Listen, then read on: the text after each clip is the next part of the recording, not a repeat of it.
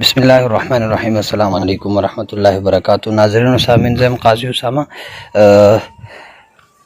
مفتی صاحب باره کې بعضې ملګري وایي چې دا یو سازش تحت شهید شوی ده، بلکې دا خبره هیڅ حقیقت نه لري، فقط دا په دروغو باندې مبني ده.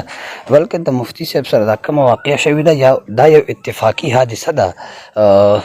دا در دمخیل کوهاټ هایوې دا د حادثاتو مرکز دی.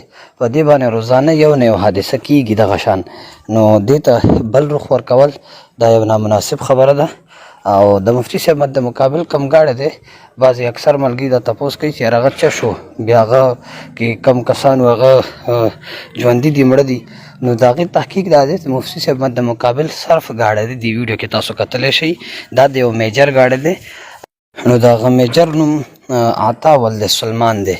نو دا خبره او دا ویډیو چې کوم ده دا په حقیقت باندې مبني ده. څومره ملګري دي دې خبرې ته د غلط رخ مه ورکوئ. څومره تاسو نه کېږي دا ویډیو مخ ته شیر کړئ چې ټولو ملګرو ته د دې حقایق واضحه شي او دروغو نه هر یو مؤمن مسلمان ځان وساتي. ډېره مننه کوم. ستاسو ورور قاضي اسامه، والسلام.